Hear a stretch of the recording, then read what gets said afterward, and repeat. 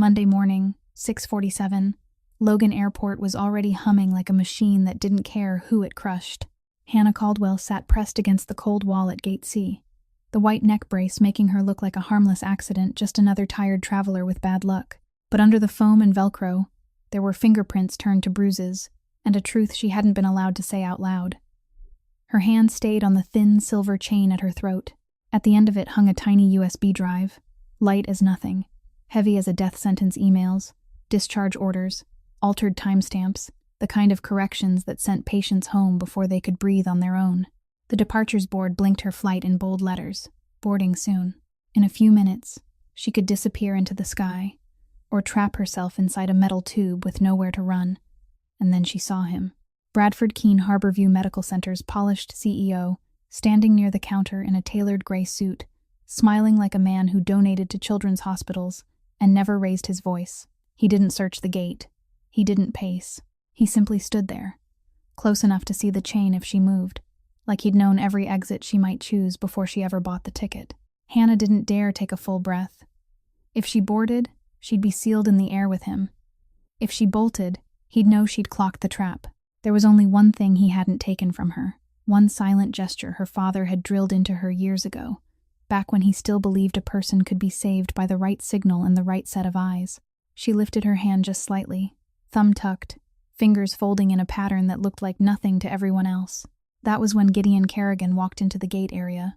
He didn't look like security, and he didn't look like a tourist. He looked like controlled dark coat, steady stride, eyes that swept the room the way cameras did. Men shifted without realizing why, giving him space they hadn't meant to give. Gideon's gaze caught Hannah's hand for half a second, and something in his expression changed, not surprise, not pity. Recognition. He slowed, stopped, and turned, as if he'd been heading there all along. Hannah's pulse jumped hard against the brace. Across the gate, Bradford Keene's smile didn't move, but his eyes did. And in that tiny, dangerous pause, Hannah understood the real choice in front of her wasn't the flight. It was whether the man who'd just noticed her signal was about to walk past, or become the wall between her and the monster standing 20 steps away. If this hook pulled you in, please like the video and share it with someone who loves intense stories. Don't forget to subscribe to our channel so you won't miss the next part. See you in the next episode. Gideon Carrigan didn't stand there for one more second. He changed direction as if he were the one who had the right to decide everyone's path. And he walked straight toward the cold wall where Hannah sat with her back pressed hard against it, her eyes locked on the digital board as if she stared long enough, the words boarding soon would turn into safe. He didn't ask, "Are you okay?" the polite way people do when they don't really want the answer. He didn't crouch too close. He simply stopped half a step in front of her, slightly off to the side, just enough for his tall body to cut off the direct line of sight from the check-in counter to the thin chain at her throat, a shield that didn't make a sound, a wall that didn't need a declaration. Hannah felt it before she could understand it. The air around her changed. The airport noise still murmured. The loudspeakers still called passengers. Suitcase wheels still screeched across the floor. But an invisible pocket opened where Gideon stood, as if the crowd unconsciously pulled back to make room for a kind of power they didn't want to brush against. On the other side, Bradford Keene still wore his perfect smile, the smile of a man photographed cutting ribbons, a man with a charitable foundation name on a wall, a man with a voice always just low enough to sound like concern. He walked over with a calm, measured stride, as if he were approaching to rescue some unfortunate employee. "Hannah, you're scaring everyone." His voice carried just loudly enough for people to hear, yet it stayed so soft no one would think it was a threat. "She needs assistance. She's holding property that belongs to the hospital. I just want to make sure everyone's safe." People nearby began to slow. A few glances slid over. A few phones lifted halfway. Hannah felt her face burn. Property in his mouth wasn't an object. It was the truth. It was the USB pressed against her skin like a strip of cold ice. Gideon didn't look at Keene right away. He looked straight toward the security desk, where an employee was moving in on instinct, one hand already on his radio. Gideon said one short sentence, his voice low and dry, like an iron lock snapping shut. "Don't touch her." The security worker halted as if yanked by an invisible line. Keene lifted his eyebrows slightly, still wearing the scripted sympathy. "Who are you?" "This is an internal matter." She's showing signs of instability. I'm responsible. Only then did Gideon turn his head and look at Keen with an expression that held not a single trace of surprise, as if he'd seen countless faces that knew how to smile and knew how to bite. You're responsible. He repeated it, not as a question, just a reminder, like naming a debt. Hannah swallowed hard. She wanted to stand, to back away, to run to the restroom, to an emergency exit, anywhere, but her feet felt glued to the floor. If she ran, she'd become exactly what they were saying she was. A nurse who'd lost control. Someone with problems. Keen was steering the entire airport into his story, and Gideon, this man, had arrived and turned the space around her into a sealed cage. Protection or custody, she couldn't tell. She stole patient data. Keen raised his voice by a notch, just enough to create the keyword everyone feared. That's a serious violation. If you don't intervene, I'll call federal law enforcement. The security worker stepped forward again, and this time 2 more people farther off turned their heads and started to move in. Hannah heard her heart hammering into the neck brace like knocking from the inside. She couldn't explain it. Not here. Not to a crowd already being led by the nose. Gideon pulled out his phone, the motion clean and decisive. He didn't fumble as if searching. He tapped a contact that was already there, as if one touch could redirect the world.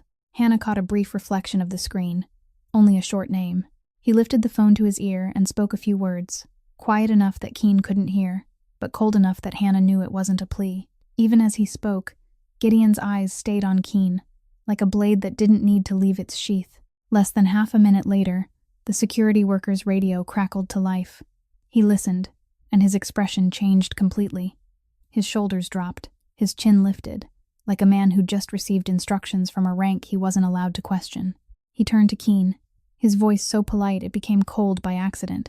Sir, please step back behind the line. We'll assess the situation according to procedure. Keen blinked, the smile still there but stiff now. According to whose procedure? He asked, trying to keep his composure like a man who wasn't used to hearing the word no. The security worker didn't answer directly. He simply repeated it. Slower, firmer, please step back. One phone in the crowd lowered. A woman tugged her child along faster, avoiding the patch of air that had begun to thicken. Hannah understood then. Gideon had turned the tide, not with shouting or fists, but with an invisible cord of authority that had already been wrapped around his hand. That was frightening in a different way. She'd been saved from Keen, only to be placed inside the influence of a man the entire airport instinctively made room for. Hannah tried to take a deep breath, but her throat felt squeezed by a nameless fear. She looked up at Gideon, her lips trembling slightly. She wanted to ask, "Who are you?" But no sound came out. Gideon didn't look at her for too long, as if looking too long would make her think he wanted something in return. He only tilted his head the slightest bit, just enough for her to hear through the boarding announcements, through the rolling wheels, through her own heartbeat. Don't run. His voice was so low it was almost only breath. He's waiting for you to do that. Gideon didn't pull Hannah away right then like a frantic rescuer. He simply shifted another half step, keeping his body between her and any direct line of sight, then signaled with a slight tilt of his chin toward a more open area, where the overhead lights poured straight down onto the glossy floor, and the cameras in the wall corners blinked red in steady pulses. No need to grab her hand. No need to bark orders. He said only one sentence, just loud enough for her to hear and no one else to catch. Follow me. Slow. Hannah forced her trembling knees to straighten. The neck brace made every movement feel clumsy, like she was bound. She took one step, then another, her heart pounding into the white foam. Behind them, Keen moved too, not fast, not slow, as if he were escorting a charity event. His voice stayed sweet, and just loud enough to turn into a public statement for the crowd. Hannah, you don't have to do this. If you return the property, I'll make sure you get medical support. You're exhausted. You know that. Hannah heard each word like cold needles. He didn't have to touch her. He only had to choose the right kind of sentence, the kind that made people doubt her before she could even open her mouth. Gideon guided her into an empty patch directly beneath 2 cameras facing each other, a place where passing strangers would see most clearly, where every word would have witnesses and every motion would be recorded. It felt like stepping into harsh light after weeks of hiding in shadow. Hannah wanted to shrink back, yet she had to stand tall. Keen stopped at once at a polite distance, close enough to threaten, far enough to play innocent. His smile stayed intact. Only his eyes changed, cooling by a single beat, like stone showing through thin snow. "You're still at the apartment on Beacon Street, aren't you?" he said, as lightly as small talk. Hannah went still. She had never mentioned Beacon Street to anyone here. Even when she bought the ticket, she used a prepaid card. Keene went on as if he were reciting something obvious, something pitiful. "I know you take your coffee black, and your car, that old gray Honda. The rear window has a small crack in the corner. You still keep it in the lower-level garage, near Pillar 14. I'm saying this so you understand I'm not your enemy. I only want you safe." Every detail he released was another latch, clicking shut on another door. Hannah felt her breath falter. This wasn't a chase anymore. This was a net. He had eyes everywhere, or at least he wanted her to believe he did. A couple walking by slowed, glanced over at the mention of Beacon Street, at the words medical support, then moved on because everyone had somewhere to be. Hannah wanted to scream that he was lying, that the fingerprints under the brace were still there, that he had choked her in the parking garage and smiled like it meant nothing. But Gideon stood beside her like a shield, keeping her from rushing into the emotional trap Keene was setting. He didn't argue with Keene. He looked him straight in the eyes, and the way he stayed silent made the air heavier than any reply could have. Keene's mouth tightened, as if he couldn't believe someone dared to stand with Hannah. "You think you can help her?" he asked, still polite. "Do you even know what she's done? She took what doesn't belong to her. Those things could harm the hospital, harm patients. You want to carry that responsibility for her." Gideon didn't answer right away. He looked down at the chain around Hannah's neck, his gaze stopping exactly where the USB lay hidden beneath her collar, a sliver of metal flashing when she breathed too fast. He didn't look at it like jewelry.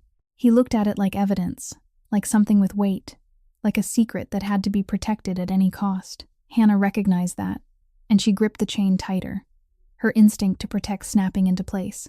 Gideon spoke softly, this time to her, not to Keene. "That's not a lucky charm. It's evidence." Hannah swallowed. "You don't know what's on it," she whispered, her voice rough. Gideon didn't turn to look at her for long. "I don't need to know everything. I only need to know he's afraid of it." Keene caught a last word, but he didn't need the full sentence. He'd seen enough. He looked down at Hannah's throat, right where the silver touched her skin, then lifted his eyes, locking on as if a knife had found its target. His smile didn't change, but his voice lost its sugar. "Hannah," he said her name the way you scold a stubborn child. "You've wasted too much of my time." He tilted his head, as if he were saying something perfectly reasonable in front of witnesses and cameras. "Give it back." A beat of silence dropped, so thick Hannah could hear the air conditioning hiss in the ceiling. Gideon didn't move, but Hannah could feel, unmistakably, that he was ready for whatever came next, as if he'd seen it before Keene ever opened his mouth. Keene took another half step, still within the bounds of politeness, but close enough that Hannah could smell his expensive cologne like a reminder of power. Gideon lifted a hand, not touching Keene, only raising it slightly, as if drawing an invisible line. And when Keene stared at the chain, his gaze sharp as a needle, Hannah understood something that turned her spine to ice. He hadn't come here to persuade her. He'd come to take back what he believed belonged to him. And he already had every story prepared to turn any reaction she made into evidence against her. Keene smiled again, but this time the smile wasn't for the crowd. It was for Hannah. "Give it back." The moment the words "give it back" landed, Gideon didn't answer with a challenge or a burst of reckless anger. He answered with something colder, and somehow more terrifying, the calm of a man who knew he was controlling the room's breathing. He tilted his head slightly, his eyes still pinned to Keene, then lifted one finger to his phone's earpiece and tapped once, as if that single touch was enough for someone on the other end to understand. Hannah didn't know who he was calling. She only saw that in the next few seconds the rhythm around them changed, subtly but unmistakably. A new security employee appeared at the edge of the camera zone.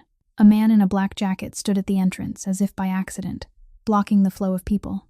And a woman in an airport uniform approached with a face too professionally composed to be a coincidence.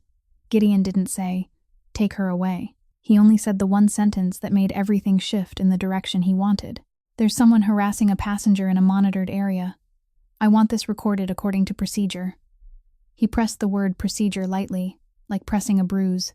Keene hesitated for a flicker, because what he always relied on was the story, and the story feared light, cameras, paperwork, and stamps more than anything. He put on his courteous smile, trying to hold the role, but his eyes darted toward the cameras like a man who had just realized the stage had changed hands. "I'm only doing my job," Keene said, his tone soft but edged. "She's my employee." "No," Gideon said, and it was the first thing he'd said loud enough for other people to hear. "Today, she's a passenger." There was nothing theatrical about it, but it severed the cord of authority Keene had been using to bind Hannah in front of the crowd. Hannah felt her feet go a little lighter, as if an invisible rope had just been loosened. Keene still stared at the chain at her throat, and in that stare lived a warning that didn't need sound. He would take back what he wanted, somehow, somewhere. Gideon didn't give him the chance to stretch the story into something longer. He only turned half around, angling his body so Hannah could see the path, and murmured, so low only she could hear, "Now." Hannah hesitated for a fraction of a second. The rest of her wanted to run, but the earlier whisper was still locked in her chest. "Don't run. He's waiting for you to do that." She followed Gideon, slow but decisive, her hand on the silver chain as if she were holding her own heartbeat steady. Keene moved to advance, but the security worker who had shifted his tone earlier stepped out. He didn't touch Keene. He simply stood in the right place, at the right distance, at the right camera angle, turning any heated movement into something that could be recorded. "Sir, please keep your distance from the passenger," he said. Keene wore a stiff smile and turned toward the crowd as if he were the victim of a misunderstanding, then stepped back half a step, enough to stay within the law, enough to threaten with his eyes. Hannah didn't look back again. She was afraid that if she looked, she would break.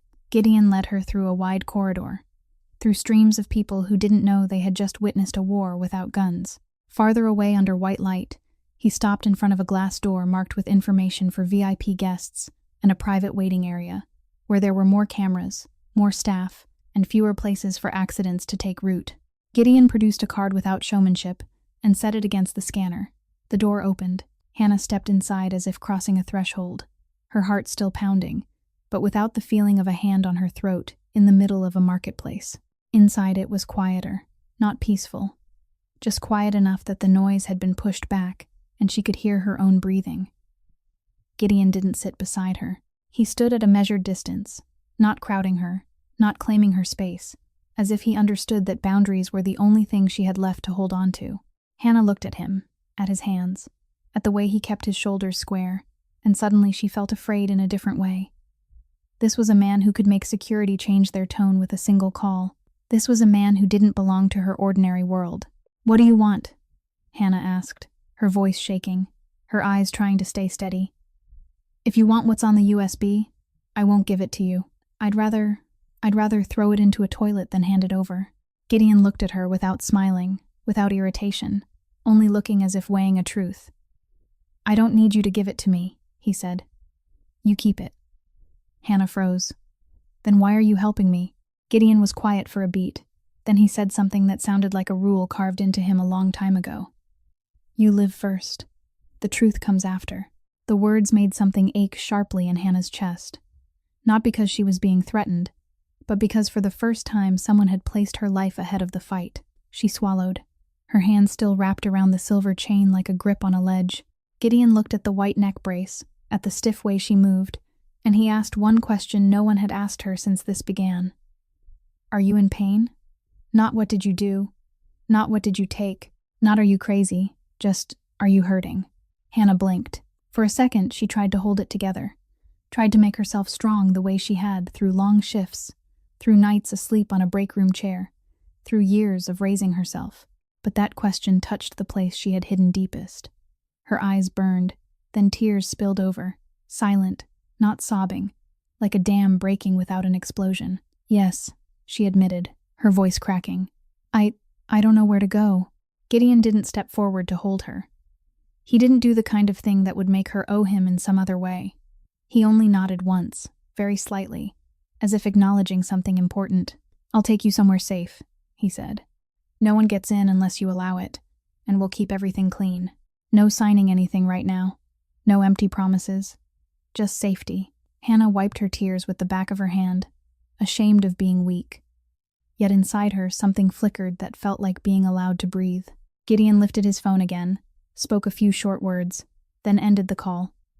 He looked back at her, his tone unchanged. "You'll come with me, But hear me clearly. You don't owe me." Hannah looked at him, not knowing whether to believe him, only knowing she had no other choice that wouldn't turn her into the prey Keene wanted. They left the waiting area by a different route, avoiding eyes, avoiding the crush, and went out to the parking structure, where a black car was already waiting, like a piece of darkness on wheels. Gideon opened the back door, then stepped back one pace and waited for Hannah to decide on her own. She got in, kept her distance, sat tight against the door, her hand still on the chain. Gideon sat in the front. He didn't turn to watch her in the mirror like she was being tracked. He only said one short line before the car rolled away from the airport. "If you want to stop, say so. If you want out of the car, say so." Boundaries, built with words. Hannah closed her eyes for a second and tried to believe the smallest thing, that today she wouldn't die in silence. The car had barely merged onto the highway when a phone in Gideon's group vibrated, the screen glow slicing the cabin with a cold streak. The message was a press release from Harborview Medical Center, the headline blazing red with words that clenched Hannah's stomach. Hospital issues a public notice, seeking nurse Hannah Caldwell, on suspicion of stealing medication and sabotaging records, and requests that anyone who sees her immediately contact authorities.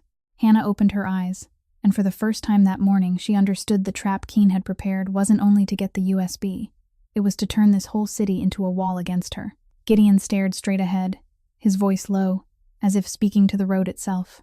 "Good." He started. The black car moved with a smooth, unspoken vow, but the wanted notice on the screen hung inside the cabin like a suspended knife.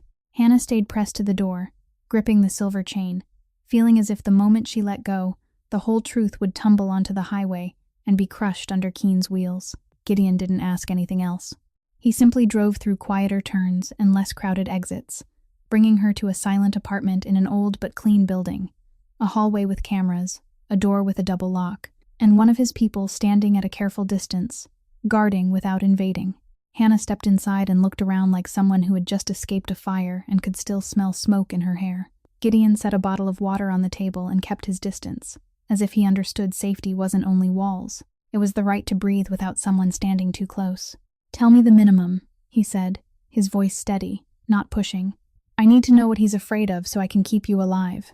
Hannah looked down at her hands and saw they were still shaking. Then memory rose without permission, like a scar being touched. That night in the hospital parking structure, Keene had invited her down to meet him with a professional smile and a voice warm as a benefactor. He called her Hannah like they were teammates, like he was proud of how hard she worked. She had been foolish enough to believe that if she brought the evidence politely, he would correct it. The underground garage was lit by cold fluorescent tubes. Every sound bounced back like metal scraping metal. Keene stood beside his luxury car, one hand resting lightly on the hood, and when she held out the printed discharge email with a few odd timestamp lines, he nodded. He listened. He looked impressed. "You did well," he said. "I appreciate your dedication." The praise loosened her for a moment, just a moment, enough for him to step closer, drop his voice, and let his eyes change color. "But you misunderstood," he said, no warmth left. "Who do you think you're saving? You're only causing trouble." Hannah tried to explain, talking about a patient struggling to breathe, about an elderly person sent home too early, about medication logs recorded at the wrong times. Keene kept smiling, but it never reached his eyes. "Do you know what kills a career the fastest?" he asked, like he was talking about the weather. "A nurse who's seen as unstable." Hannah backed up, but the concrete pillar was behind her. Keene grabbed the papers and yanked hard, pages scattered down like dirty snow. When she bent to pick them up, he shoved her shoulder into the pillar, not hard enough to leave some dramatic injury, but hard enough to make her head swim and her neck flare with pain. Then his hand went to her throat, fast, precise, like someone who had done it before without leaving obvious marks. The pressure tightened, and Hannah's world shrank into a white ring of light. "You'll disappear from this profession," he whispered, his breath scented with expensive cologne like an insult. "Or you'll disappear from this city. You choose." He released her right as she was about to cough and choke, then stepped back, adjusted his cuff, and became the polished CEO again in a single beat. "You fell," he said, calm. "You're exhausted. You should go home and rest." And the worst part was that if someone had walked by at that second, they would have believed him. Because he was standing straight, his clothes unwrinkled, his voice gentle, and she was the one gasping, face flushed, eyes panicked, looking like the person who had lost control. The memory ended there like a door slamming shut. Hannah opened her eyes in the quiet apartment, her palms slick with sweat. Gideon watched her without pity, only a sharp, focused attention. "Do you have anything you can keep?" he asked. Hannah nodded, her shaking fingers pulling the USB free from the chain. She didn't hand it over. She set it on the table between them instead, like placing a bare heart in the open. "I backed up part of it," she said. "2 things, enough to start." She opened an old laptop, typed in her password, and pulled up a discharge email with an innocent-sounding subject line and a body that turned her insides cold. Specific instructions to send patients home even when they didn't meet the criteria. Then she opened a log sheet where timestamps had been altered, medication administrations pushed back or pulled forward to match the paper story. Gideon didn't need to read every line. He saw the numbers moved out of place and understood this was the kind of thing people were willing to kill to keep hidden. Hannah scrolled and pointed to one line in the email, an internal phrase written like management slang. "Clear beds by quota, not care, not recovery.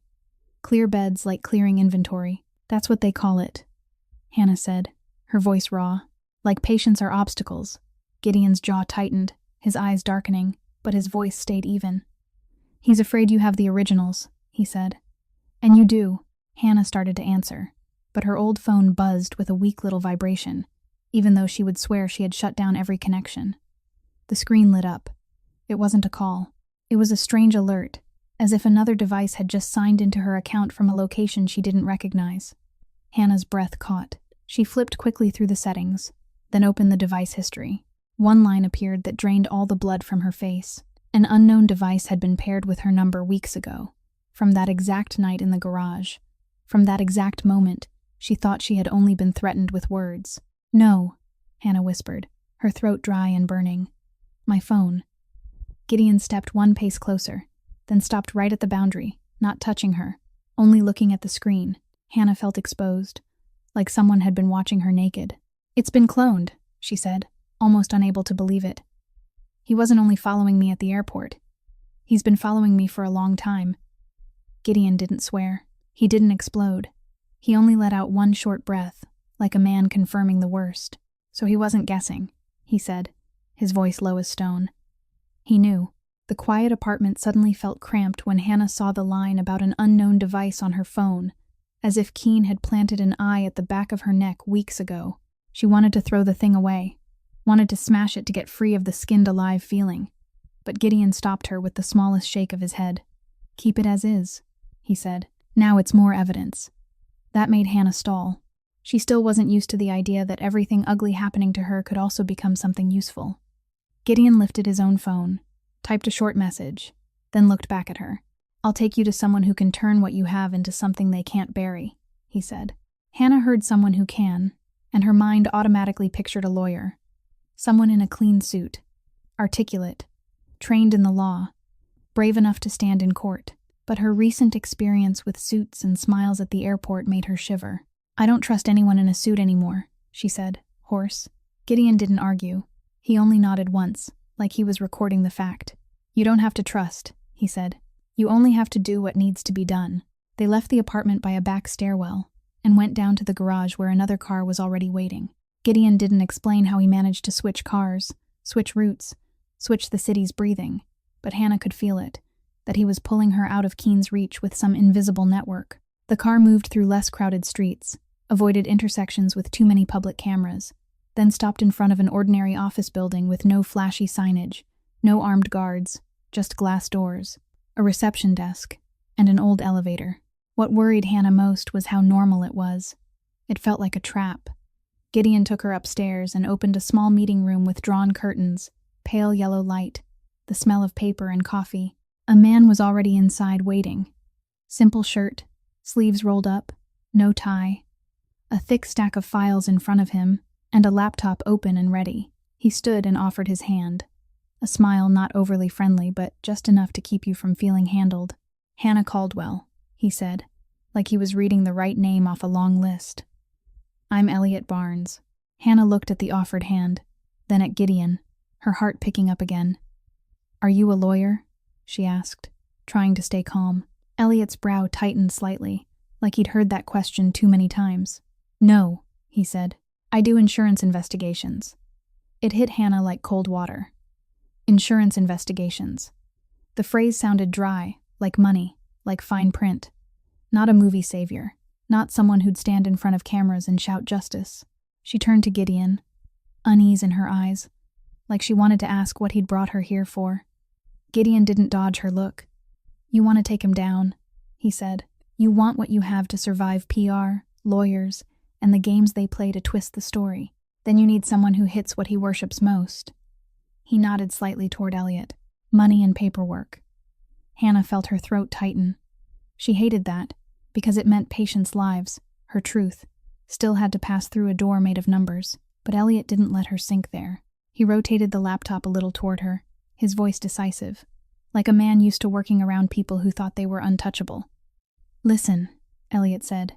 "If Keen's altering timestamps, forcing discharges, scrubbing logs, that isn't just morally wrong, it's fraud. And when insurance is involved, that's what gets federal attention." Hannah flinched at the word federal. She didn't want her life to become a battlefield, but maybe it had been a battlefield since the moment Keen's hand closed on her throat. Elliot opened a document and pointed to a section, explaining briefly that if any agency was going to move, the evidence had to be independently verified, not dependent on a single USB drive that could be snapped, stolen, or labeled a fabrication by an unstable nurse. "We're going to build a chain," Elliot said. "Every piece stands on its own and proves itself. The discharge email has to match the system record. The altered timestamp has to match server logs. And the phone being cloned, if it's real, becomes evidence of surveillance and witness intimidation." Hannah listened, and her mind spun. She was a nurse. She understood biology, protocols, heart rhythms, and oxygen. She didn't understand how to turn truth into legal force. Gideon stood beside her, silent, but the shape of his silence kept her from feeling alone. Elliot continued as if he were guiding her across a bridge. "Step 1, he said. "Multi-point backups. Not one place. Many places. Many formats. One encrypted copy. One printed copy. One delivered to a trusted party through proper procedure." Hannah shook her head. "I don't have anyone left to trust," she said. Elliot looked straight at her, not gentle. "Then you'll trust the verification system," he said. "You'll trust distribution. When you distribute it, he can't kill the truth by killing one person." The sentence turned Hannah's spine to ice. She didn't want to hear the word kill, but it had been hanging from the ceiling since the garage. Gideon set a hand on the edge of the table, not touching her, just making the surface feel real. "Do it," he said, short. Hannah looked at the USB. She'd never left it this far from her throat, but she also understood that if she kept clutching it like a charm, she'd die with it. She pulled it free and plugged it into Elliot's laptop. Elliot didn't pounce. He put on thin gloves, like someone who respected evidence integrity, and started copying the data according to a procedure that looked cold but made Hannah feel protected. While Elliot worked, Gideon told her a few things about boundaries, that the apartment was temporary, that she could lock the door from the inside, that none of his people were allowed in unless she agreed, that tonight she'd sleep somewhere with cameras and a guard, but no one would look at her like an object. Hannah nodded. Gratitude and fear tangled together. This man could be her lifeline, or he could be another price. Elliot stopped suddenly and looked up. "Can you remember the time you saw that email?" he asked. Hannah gave an approximate marker in words, and Elliot wrote it down. "Good," he said. "We'll build a timeline." A timeline is what PR hates most because it can't perform its way out of it. Hannah heard that and felt a tiny, fragile spark of hope. Then Gideon's phone buzzed. He glanced at the screen. His face didn't change, but his eyes darkened like weather rolling in. He turned on a news channel and the meeting room filled with the urgent music of local television. On the screen was the Harborview Medical Center logo. Behind it a white backdrop so clean it looked cold. Then Bradford Keene appeared, standing at a microphone in a gray suit, his smile solemn like a man carrying a great responsibility. "We're cooperating with authorities," Keene said, his voice warm and low, each word sounding rehearsed. "One of our employees, Hannah Caldwell, has left her workplace and taken sensitive property, including data related to patients and medication. We're concerned for the safety of the community, and for her as well. If anyone sees her, please notify authorities immediately. Do not approach." Hannah felt like she'd been slapped in front of everyone, even though there were only 3 people in the room. He turned her into a threat. He turned her into someone who could harm patients. And the words "do not approach" made her understand something deeper. He wanted her completely isolated. He wanted this city to look at her like something to stay away from. Hannah wrapped her arms around herself, trying to keep her body from shaking apart. Gideon muted the television and looked at her, his voice low. "He's locking every door," he said, "so we'll open a different one." Elliot stared at the screen, expression cold. "From now on," he said, "anyone who helps you could get pulled in. Do you still want to continue?" Hannah lifted her head. The tears weren't falling anymore. In their place was a new hardness, like a scar drying over. "I have to continue," she said. And out there on television, Keene kept looking straight into the camera, as if he were looking straight at her, as if he were ordering the entire city. Catch her. The broadcast was muted, but its echo still rang in Hannah's mind like a long siren, the kind of sound that makes you want to crawl into a dark corner and disappear. Elliot kept backing up the data, the progress bars crawling across the screen like mechanical hope, while Gideon stood near the door, his eyes flicking now and then toward the hallway as if he were listening to the city breathe.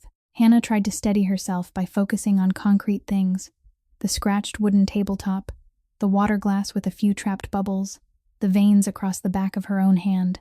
But the truth was, Keene had just made her a public target, and when someone gets framed as dangerous, doors close before that person can even knock. Before the panic could settle, Elliot's phone began vibrating again and again. He checked the screen, brows tightening. "They're moving fast," he said, and pulled up a video that was already spreading. The screen showed the hospital garage, the angle like security footage, the image slightly blurry, almost no sound. Exactly the kind of thing people believed right away because it looked objective. Hannah saw herself in the video, her figure stumbling, then dropping beside a pillar. Keene appeared a second later, bending as if to help, one hand raised in a calming gesture. If you only saw that clip, anyone would think she'd fainted from exhaustion, and he was the good man who stepped in. Cold ran through Hannah's spine. She remembered his hand crushing her throat, but the video didn't have that moment. It cut out at the exact point where it mattered. Elliot rewound and pointed to a tiny, almost invisible jump in the frame. "Cut," he said. "Tampered." Hannah heard blood roaring in her ears. "They deleted it," she breathed. "They deleted what he did to me." Gideon said nothing. He watched the clip once, then looked at Hannah. His eyes didn't ask. They concluded. And that conclusion was worse than fear. If they could cut hospital footage, they could cut anything. Then another link appeared. Not a video this time, but a document photographed like an internal file. Across it was the title "Psychological Evaluation." Hannah Caldwell's name printed clearly, followed by lines that turned her face pale. "Paranoid tendencies. Easily agitated. Signs of high-risk behavior. Recommendation for temporary suspension and monitoring." Hannah stared, feeling like someone had yanked her clothes off in the street. "This isn't real," she said, her voice shaking hard. They've never evaluated me like that." Elliot nodded once. "Fake paperwork doesn't have to be perfect," he said. "It only has to be enough to make people doubt you, and enough to give the police a reason to hold you." A chill slid down Hannah's spine. If they turned her into unstable on paper, then anything she said afterward would be treated as delusion. Truth would drown under a label. Hannah's old phone, the one that had been cloned, lay on the table like an animal trained by someone else. She snatched it up and opened her banking app to check her balance, the reflex of someone who had once been so poor every dollar had a name. The screen delivered a short, brutal notice. "Your account has been temporarily locked due to unusual activity. Please contact your branch." Hannah went still. "No," she said, not sure who she was saying it to. She opened another payment app. Locked. She tried her email. Verification required, with the code sent to a phone number she no longer controlled. She suddenly felt like a shadow stripped of every identity paper. If she had no money, she couldn't rent a room, couldn't buy a ticket, couldn't live. Keene wasn't only hunting the truth, he was strangling her day-to-day life. Hannah called her landlord, hoping she could at least keep her place, but the voice on the other end was ice cold. "Miss Caldwell, I got information from the hospital. I don't want trouble. You need to move out immediately." Hannah's throat tightened. "I didn't do anything wrong," she tried. "I'm being, But the landlord cut her off. "I'm sorry. I can't." A long dial tone. Another door slammed shut. Hannah called a coworker who used to drink coffee with her in the break room, who once said Hannah was the kindest person on the unit. The phone rang 3 times and stopped. She texted. No reply. She called a college friend who used to share a dorm room with her. No answer. Somehow, Keene had made her name into something people feared catching. Elliot watched the missed calls and let out a breath. "That's the tactic," he said. "If you're isolated, you'll collapse on your own." Hannah didn't reply. She stared at her hands, as if checking whether they still belonged to her. An unknown number called. Hannah startled and answered, with the irrational hope that it might be someone who believed her. But the female voice on the other end was too sweet, too slick, the kind of voice trained to make you doubt yourself. "Hello, miss. Caldwell. This is Harborview's employee support line," the woman said. "We're very concerned about you. If you're feeling out of control, please present yourself at the nearest facility or call 911. You may also voluntarily admit to taking hospital property in order to receive medical support instead of prosecution. We want to help you." Hannah felt her throat clamp shut. They were calling her crazy even while pretending to help. They were offering her a fake exit. Confess so you can be cared for. Meaning put the cuffs on your own wrists and let Keene finish writing the story. She ended the call, her hand shaking so hard she almost dropped the phone. In that moment, she truly believed Gideon and Elliot might not be able to save her. She looked up, eyes raw, her voice breaking. "I'm out of roads," she said. And the worst part was she believed it. If everything, from cameras to psychological files, from money to housing, could be cut and pasted, then what was her truth but a cry into nothing? Gideon didn't step in to hold her. He didn't say things will be okay. He moved like a wall that could walk. He pulled out his phone, typed a short string, then looked at Elliot. "Switch locations," he said. "Now." Elliot nodded without asking, and immediately made one more backup onto an encrypted drive and shoved it into his bag. Gideon turned to Hannah, voice low, not soft but steady. "Listen to me," he said. "They want you to stay still so they can lock every door. So we won't stay still." He handed her a different phone. Simple. Nothing but calls and texts. "This number is clean," he said. "Don't log into any of yours." Hannah took it, and it felt like holding a strange life preserver. Gideon led them out of the building through a back exit and into another car, another route, as if he were cutting every leaking thread Keene could grab. They drove along back streets and longer turns, then stopped somewhere more discreet.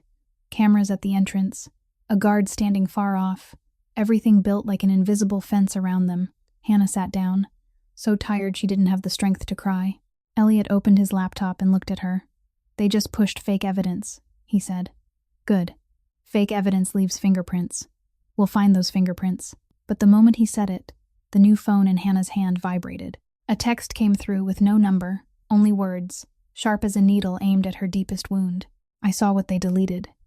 Hannah stared at it, her heart slamming. Someone had seen the piece Keene cut out. Someone had witnessed the truth being erased, and that person was reaching for her while the whole city was being taught to fear her. The anonymous text felt like a small spark dropped onto the damp ash in Hannah's chest, just enough to make her breathing race, just enough to give fear a new shape. Elliot didn't lunge at it like a rumor hunter. He calmly told her not to reply yet, to screenshot the message, save the timestamp. Then he asked Gideon one short question about a meeting point. Gideon didn't let them run headfirst into a trap. He looked at the message, then spoke like he was locking a door. "That person will meet us where we choose." Hannah wanted to argue, because she was afraid that if they waited even a little, the sender would vanish like every other door that had slammed shut. But she also remembered how Keene cut the video at the exact moment, how he cloned her phone, how he turned the whole city into a net. If this message was real, the sender was standing on the same cliff edge she was. And if it was a trap, it was the kind that could end everything. Gideon chose a small cafe on the edge of the city, with glass windows facing the parking lot, with the cafe's camera catching the counter clearly, and with a back exit that led into a narrow alley. He didn't sit pressed against Hannah. He chose a table near a corner wall, but still within view of plenty of people. A balance between private and public. Elliot sat at an angle and opened his laptop like someone doing ordinary work, but his hand always stayed close to the encrypted drive. Hannah held the clean phone in her palm, her thumb numb from gripping too hard. She watched the front door. Every jingle of the glass doorbell made her heart jump. 15 minutes passed like an hour. Then a figure appeared outside, stopping under the awning as if practicing how to breathe before stepping in. It was a young Asian woman with her hair tied low, an oversized jacket swallowing her shape, eyes red as if she'd been crying but fighting it back. She scanned the cafe once. Her gaze landed on Hannah, and she immediately lowered it, as if even her own eyes could draw attention. She came in. Her hands were shaking so badly that when she pulled out a chair, the chair legs scraped with a sharp sound that made a few people glance over. Hannah recognized her instantly. Not because they were close, but because in a hospital the pharmacy staff carried a particular kind of exhaustion. Tired from precision. Tired from being careful down to every number. Sienna Park, Hannah breathed, her voice rough. The young woman nodded once, barely. "It's me," Sienna said. So softly it sounded like she was afraid her name could be overheard. Hannah felt her throat tighten. She hadn't expected Sienna. She had imagined an IT tech, a security guard, some faceless stranger. But Sienna was real. Someone who showed up at the hospital every day. Someone who could be crushed by a single call from human resources. Sienna set a thin envelope on the table. Not the kind for love letters, but the kind that held documents. The edge wrinkled from being hidden too long. Gideon didn't touch it. He only looked at it, then at Sienna, his voice low, not threatening but firm enough to make clear this wasn't a polite chat. "Are you being followed?" he asked. Sienna swallowed and nodded. "I'm not sure," she started, then shook her head as if correcting herself. "No, I'm sure. I saw a car tailing me from the moment I left the hospital. I changed my route twice. It was still there." Hannah shivered. Keen's reach had found Sienna too. "Why are you doing this?" Hannah asked, and she hated herself because it sounded like blame. But Sienna gave a small, sorrowful smile, like someone who'd been carrying too much for too long. "Because I can't sleep," she said. "Because every time I look at the system, I see numbers being pushed around like trash shoved under a bed. And because I heard them call you dangerous, when I know you're the only one still trying to do what's right." Sienna dropped her gaze, her hands lacing together, nails biting into skin. "I stayed quiet because I was scared," she said, her voice breaking. "I have student debt. I send money home to my mother.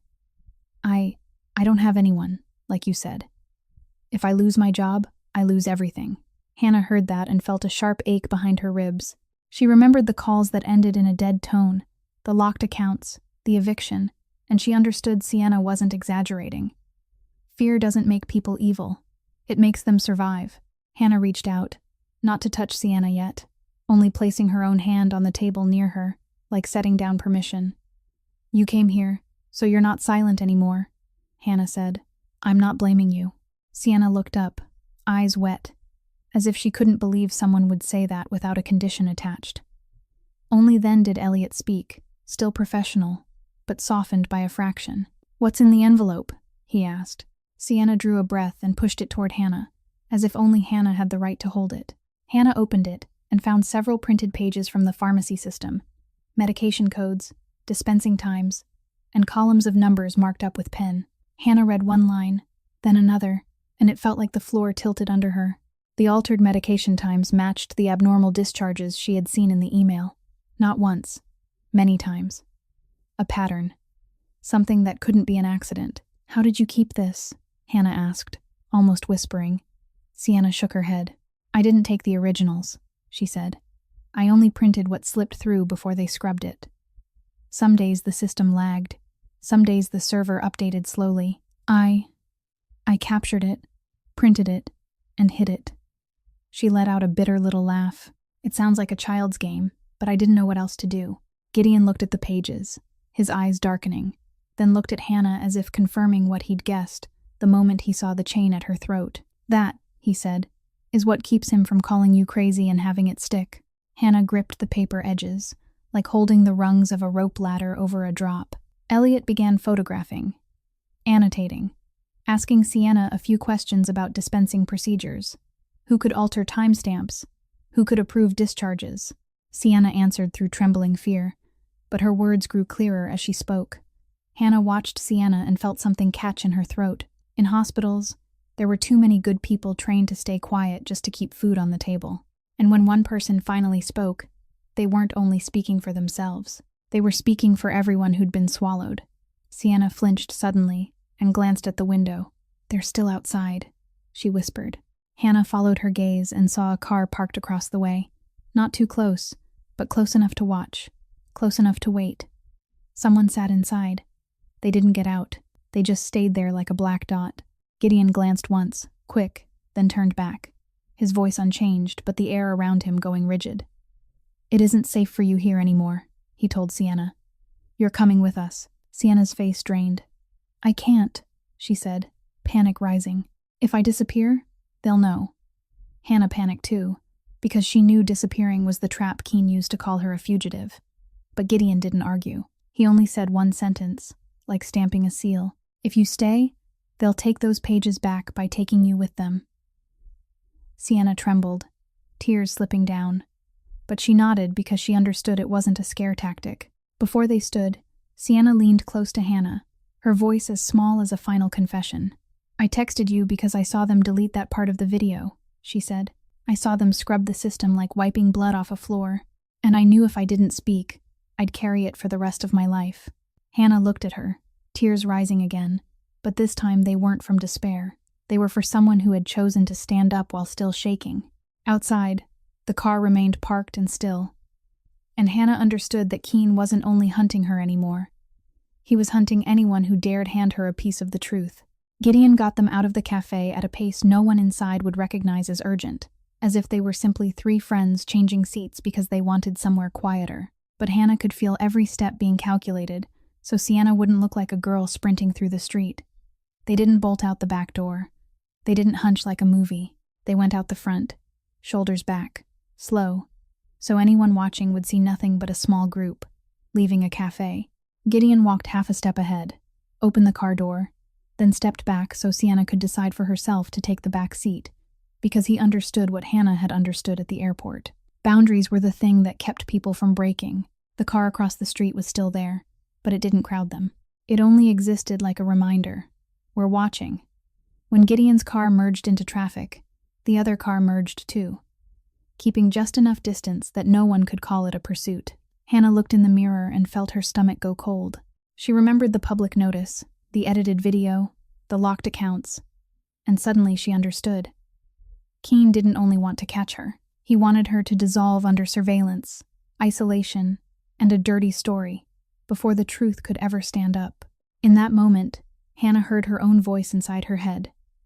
"If I keep running, I'll die inside his story." When they reached the safe place, Sienna was brought into a small room that locked from the inside, a bottle of water already set out, a clean armchair, and a thin blanket. Sienna sat like someone who had been running a long distance without being allowed to breathe. Elliot started talking about getting her out of the city immediately, but Hannah cut him off, her voice hoarse but firm, like a new chord had formed in her chest. "No," she said. "If she disappears, they'll use that to say she ran because she's guilty, and they'll do to her what they did to me." Gideon looked at Hannah. His gaze darkened, but he didn't object. Elliot frowned, waiting. Hannah drew a deep breath, feeling that the neck brace was gone, but the invisible bruise still lived under her skin. Then she said something that surprised even her. "We're not only hiding anymore," she said. "We set a clean trap." Elliot asked what kind of trap, and Hannah answered like someone pushed so far she had to learn strategy to stay alive. "They're threatening witnesses in a way that looks legal," she said. "They don't have to hit anyone. They just have to text, send legal letters, talk about licensing, talk about lawsuits, scare people into silence. If we make them do exactly that in front of evidence, then they put their own hand on their throat." Sienna looked up, eyes wide with fear. "I can't be bait," she said, her voice breaking. Hannah met her gaze without pushing. "You're not bait," Hannah said. "You're a survivor, and we'll choose the stage, the light, and the way it gets recorded." Gideon stayed silent, but his hand on the edge of the table tightened slightly, a sign he was calculating the perimeter. Elliot shifted into work mode and asked which channels could be monitored. Hannah remembered her phone being cloned, remembered how PR could manufacture a fake psychological file, and she understood Keen had people who did that for a living. "They'll follow what they think is the weakness," Hannah said. "They think Sienna is afraid of losing her job, afraid of losing her license, afraid of being sued. So we show them a crack, controlled. The plan came together in an hour, without speeches, because they didn't have time. Sienna would send a message through a channel the hospital could trace, not to confess, but to ask about legal protection if she cooperated, a question sharp enough to trigger the soft threat response.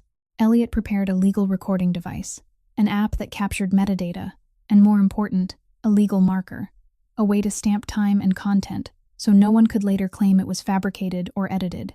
Gideon didn't touch the trap's wording. He handled only position, routes, guards, and how many cameras would be in range. No blind spots, he said, short. No place for them to pull her aside. Hannah watched the way he built a fence, the way he built the shield at the airport, not with gunfire, but by turning every move the other side made into something visible. Sienna's hands shook around the phone. Tears rolled because she was terrified. Hannah sat beside her and didn't touch her unless she wanted it, only set the log envelope between them like a reminder. You did the right thing. Sienna sent the message. The first 5 minutes brought nothing. 10 minutes later, an unknown number called. Elliot signaled for Sienna to turn on speaker so everything would be captured clearly. Sienna answered, trying to sound normal, but her voice trembled. A man spoke, his tone polite like a consultant. He introduced himself as part of a law firm representing Harborview. Not a thug, not a stranger in an alley. A suit and a business card. Hannah felt her skin go cold. The man spoke as if he were helping, but every word was a soft noose. He told Sienna that keeping internal documents could be viewed as theft, that her pharmacist license could be reviewed if there were signs of professional misconduct, that she could be personally sued for leaking information. He mentioned her mother's name.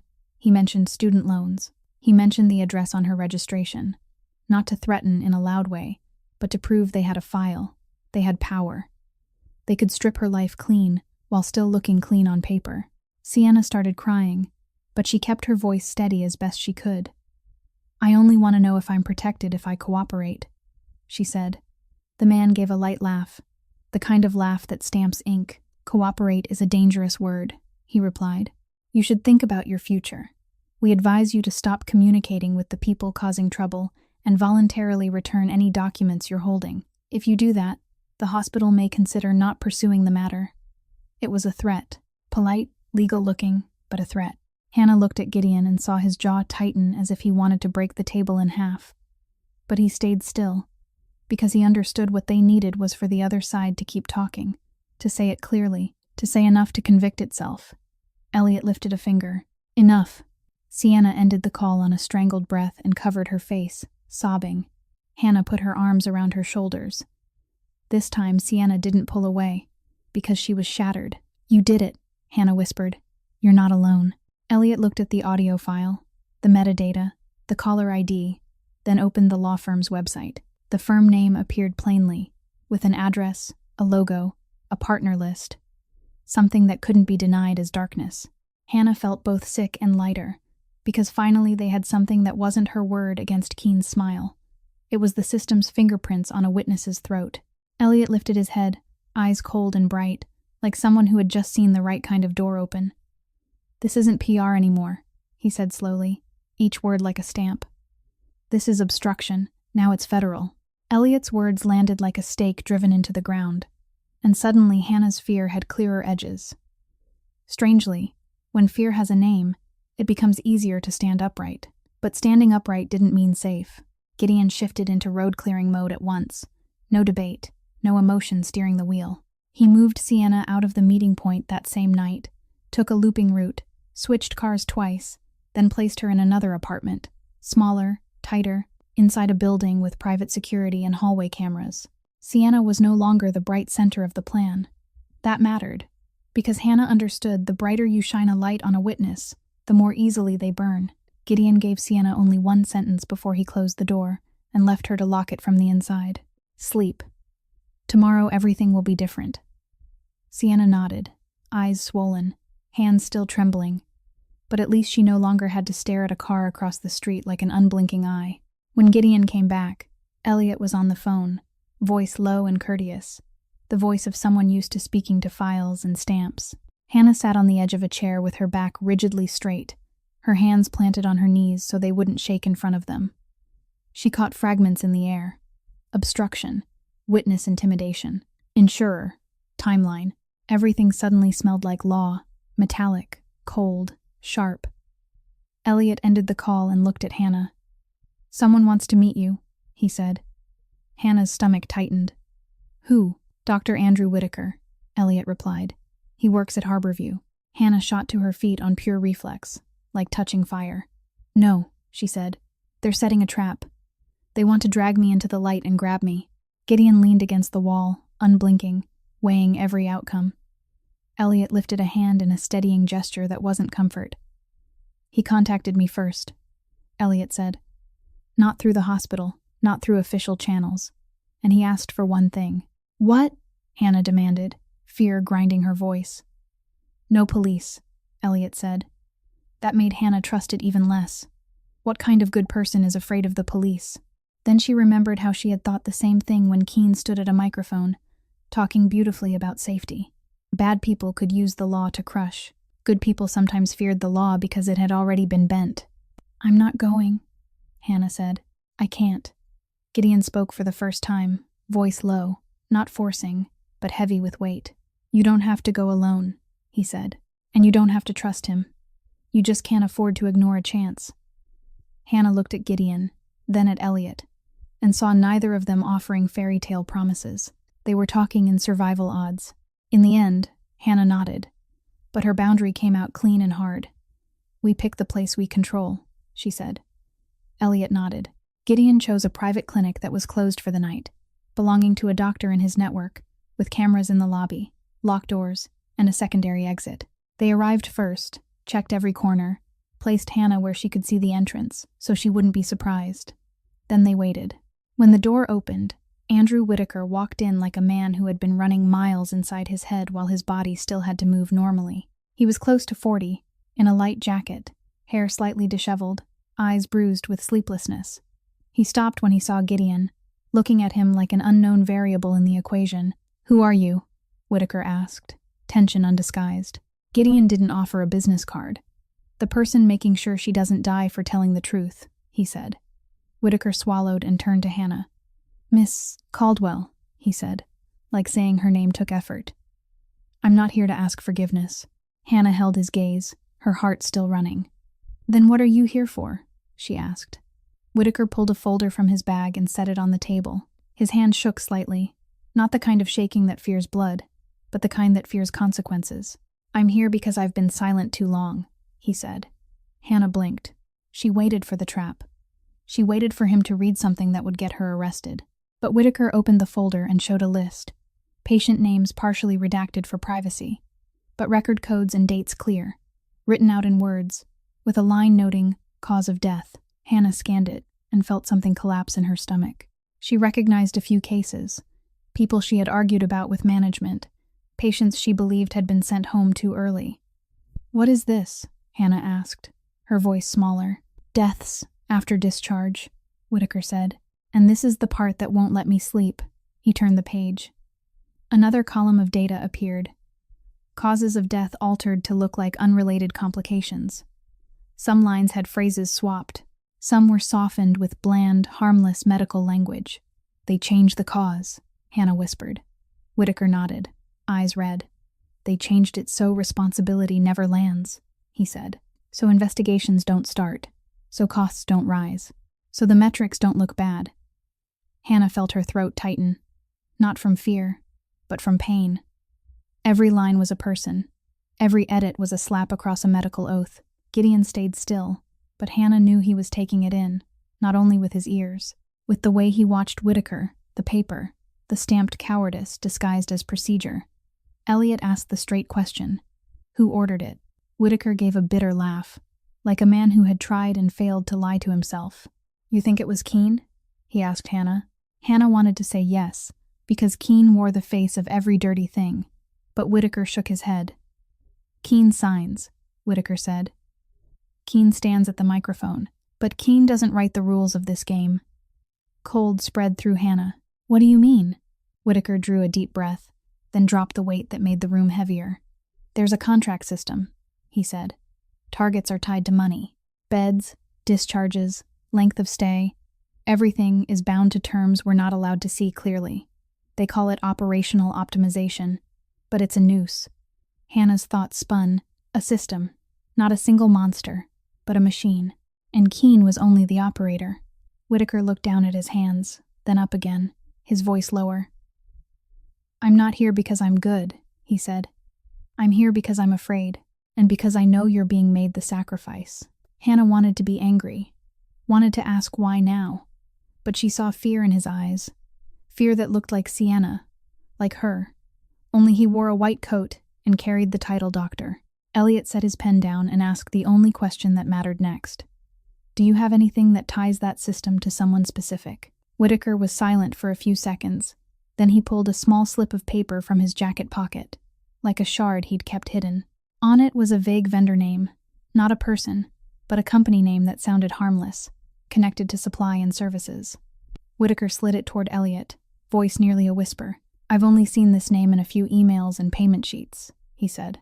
"Supply chain, vendor, things I'm not allowed to ask about." Hannah stared at the slip, feeling like a new door had opened behind Keene, and behind that door was a longer corridor, darker. Gideon took one step closer, his eyes locked on the name, and Hannah realized the silence in him now wasn't calm. It was like a premonition had just brushed something that belonged to his territory. The small piece of paper lay on the table like a thorn, not large, but sharp enough to split skin if someone tried to grip it and pretend it didn't hurt.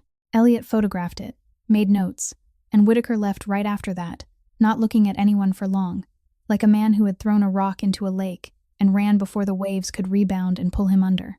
When the door clicked shut, the room went quieter, and in that quiet, Hannah finally saw Gideon's reaction clearly. He stared at the vendor name on the paper without blinking, without speaking, without a hard breath.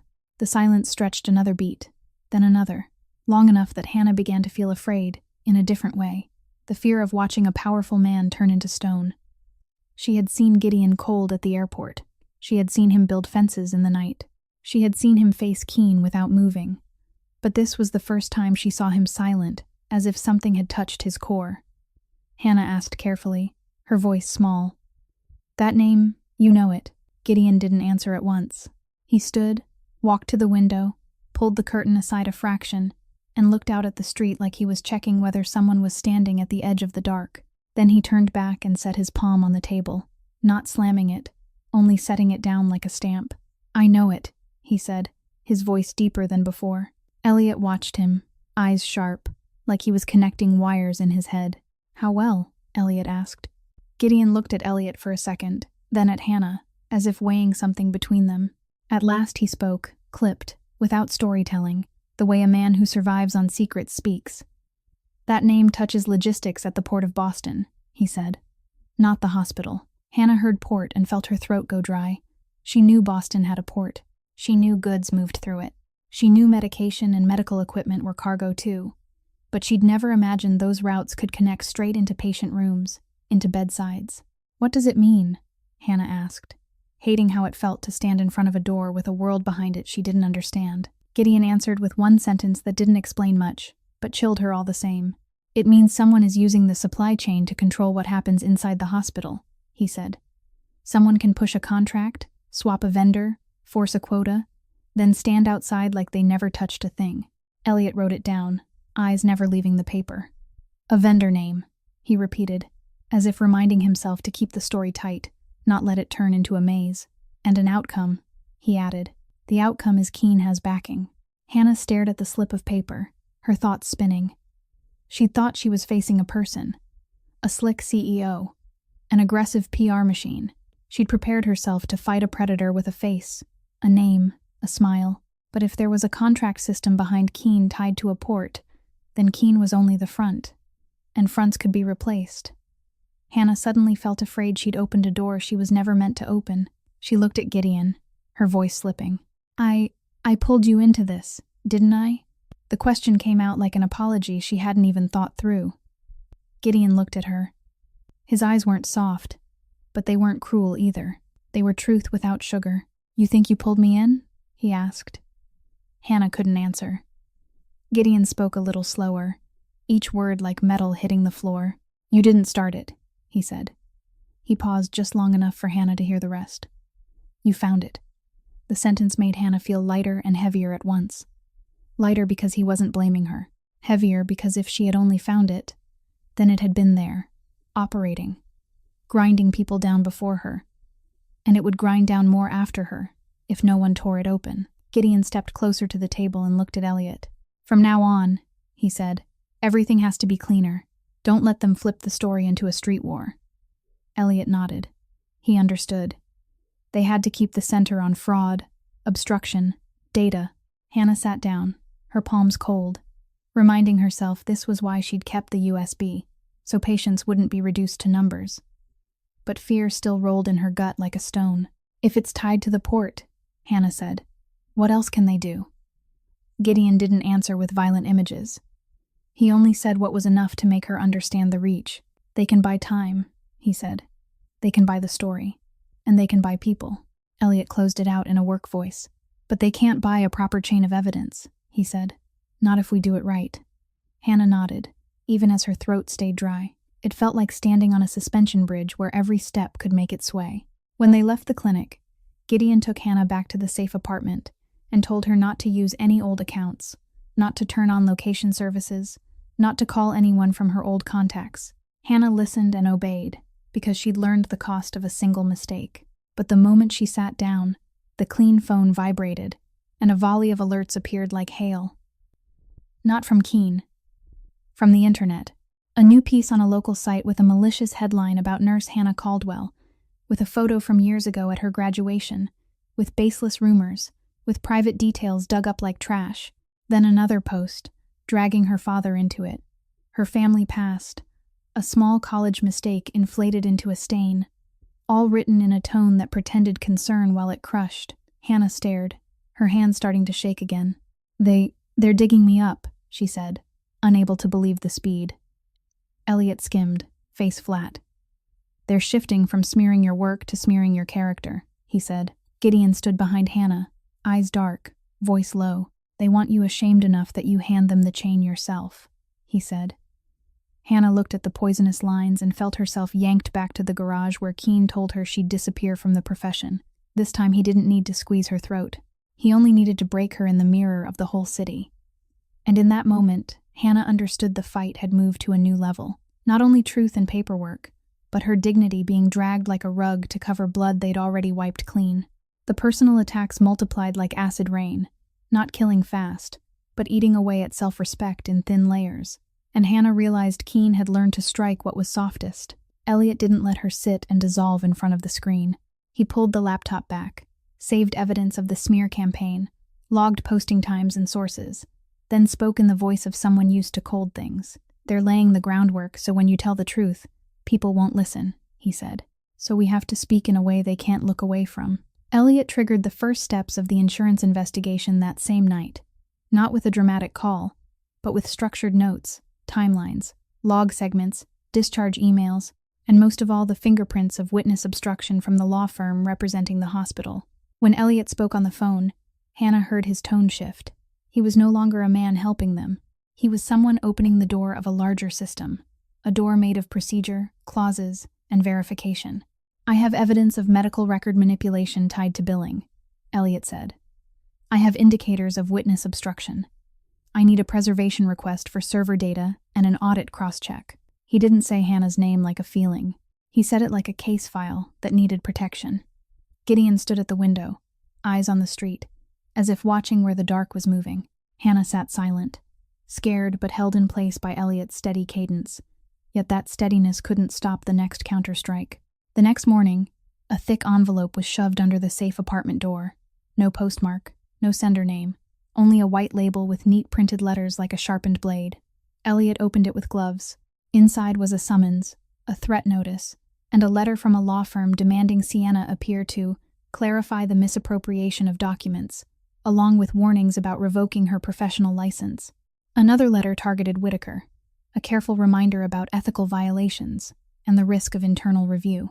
Hannah read and felt her breathing clamp down, like someone had pulled a plastic bag over her head while still speaking politely. This was violence without bruises, the kind that makes people break their own bones to survive. Sienna called on the safe number, voice shaking, asking if she would be arrested. Hannah wanted to say it would be fine, but she'd learned those words were useless against a stamp. Elliot answered instead, voice firm. They want you panicked, he said. They want you to react wrong. You're not doing anything alone anymore. Gideon gave Sienna one short line too, like sliding a bar across a door. Stay put, he said. I'll handle what's outside. Hannah heard it and felt grateful and afraid, because she didn't want her truth to become Gideon's war. But Gideon didn't turn it into violence. He turned it into discipline. He changed Hannah's routes anytime she needed to go out. He changed cars, times, destinations, cut every predictable habit like cutting threads Keen could pull. At the same time, he led Hannah somewhere public she never would have expected. A large library in the city center, sunlight spilling through glass, city cameras covering every entrance, people moving constantly, and anyone who wanted to play quietly would have to accept being seen. Hannah stood at the library doors with cold hands, feeling like she'd been dragged back to Logan Airport where one small choice could decide life or death. Why here? She asked quietly. Gideon didn't circle. Because he likes the dark, he said, and because here, he has to behave like a civilized man. Elliot had arranged a pre-procedural meeting with an insurance investigator and an intermediary legal representative in a small conference room inside the library's public area, where the rules of silence forced everyone to speak softly, where no one could cause a scene, and where cameras recorded every person who walked in. Hannah understood. They were preparing a clean showdown, a confrontation built not on emotional testimony, but on paper and time. She felt like someone standing outside an operating room, not to save a patient, but to lay the truth open under bright lights. But the moment they sat down, something abnormal happened. Gideon lifted his head, his eyes shifting as if he'd caught a scent. Elliot froze too, because the person walking in wasn't on the list. Bradford Keene arrived early, unannounced, without needing an invitation. He wore a dark suit and carried a thin packet of papers, as if he'd come to sign an investment agreement. His smile was still television perfect, the smile of a man offering reconciliation. He stepped into the library's small meeting room with an easy confidence, then looked straight at Hannah, his gaze flicking quickly to her throat as if searching for the chain. Hannah, he said, voice honey soft, I'm here to save you from yourself. Hannah wanted to spring up, but Gideon set a hand on the edge of the table, not touching her, only forming an invisible wall that reminded her to stay seated. Keene placed the packet in front of Hannah and slid it toward her. This is the agreement, he said, still keeping his voice low so no one outside the room could hear. You sign this. You return the property, and we'll withdraw the public notice. No one needs to know any of this. You'll receive a support payment, a recommendation so you can leave the profession with dignity, and you won't be sued. Hannah looked at the dense lines and saw words like confidentiality, non-disclosure, release of claims, like locks slamming shut. If I don't sign, she asked, her voice shaking but trying to stay straight. Keene sighed like a man in pain. If you don't sign, he said, I can't protect you from the consequences. You'll be seen as someone who stole medication and data. Your friends will avoid you. Your accounts will stay frozen longer. And the people who helped you. His eyes drifted as if casually toward Sienna in a small photo attached to the packet. Will face the licensing board. I don't want that. He spoke as if he were merciful, but Hannah heard the claws under the glove. This wasn't reconciliation. This was strangulation by paper. Elliot went cold. You can't approach a witness like this, he said, voice hard. Keene gave a light laugh. Witness, he repeated like a joke. She's my employee. Gideon raised his head and looked straight at Keene. No roar, no crude threat, only a presence that thickened the air. There are cameras here, Gideon said, voice low. What you're doing, it's all being seen. Keene didn't panic. He'd prepared for this. Good, he said. I want it seen. I want people to know I gave her a way out. He leaned in, lowering his voice just enough for Hannah, not for anyone else. You sign, he said. You live. You don't sign. You'll die inside my story. Hannah stared at the paper, her hand trembling over the pen he'd conveniently placed there, a trap wrapped in politeness. Part of her wanted to sign just to breathe, just to quiet the noise, just to keep Sienna and Whitaker from being ground down. Another part, the part that had stood beside patients and refused to lie about oxygen, wanted to throw the pen and step into the light. She heard her heart in her ears, heard paper rustle like handcuffs. Gideon tilted his head and spoke low enough that only she could hear. "If you sign, you'll live quietly," he said. But you'll live inside his silence. Hannah closed her eyes for a second, and when she opened them, she knew the choice had reached the point where delay was no longer possible. The pen sat between her fingers like a key: sign for peace, or stand up and speak to open the door for truth. The pen in Hannah's hand felt heavy as stone, but the agreement in front of her felt heavier, because it didn't only lock her mouth. It locked the names of the dead on Whitaker's list, and it locked the living who were pushed out of beds too soon. Hannah looked at the blank signature line at the bottom of the last page, then at her own hands that had started IV lines, adjusted dosages, held a patient's hand when fear was at its worst. She realized that if she signed, she would live, but she would live as a lie shaped like a person. She set the pen down, not hard, only decisive. Keene kept smiling, as if he was used to watching people fold in front of paperwork. "Hannah," he said, voice coaxing, "don't make things worse." Hannah stood. That simple motion made the room hold its breath. Elliot stilled. Gideon remained a wall. Keene tilted his head, the smile still there but his eyes sharpening because he wasn't used to being refused in public. Hannah didn't launch into a long speech. She knew PR would shred any wandering emotion. She walked out of the library's small meeting room and went straight to the open area near the main lobby, where light poured down through glass, where passers-by could see, where the building cameras pointed directly, and where even a small voice could carry like smoke. A few people turned because a woman in a neck brace stepped out with a stiff gait, but a gaze that didn't drop. Keene followed immediately, as if escorting her, as if trying to rescue an unstable employee from a foolish stunt. Gideon came last, not crowding her, only standing in the right place so anyone looking would understand Hannah wasn't alone, but she also wasn't being controlled. Hannah took a deep breath, then spoke.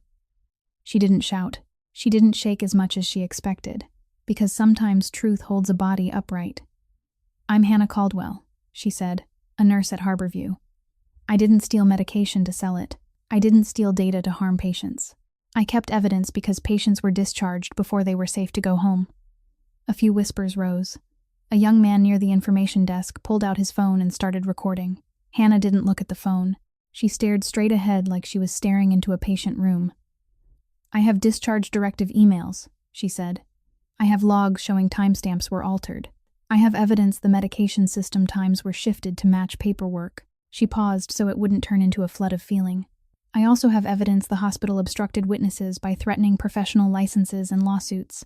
Keene let out a small laugh, the laugh you give someone's delusion. He stepped half a pace forward, raising his voice just enough so nearby people would hear exactly what he wanted them to hear. "She's not well," he said, sympathy perfected. "I'm sorry everyone has to witness this. She's shown signs of instability before. We only want her to get care." He turned to Hannah, his eyes bright and cold.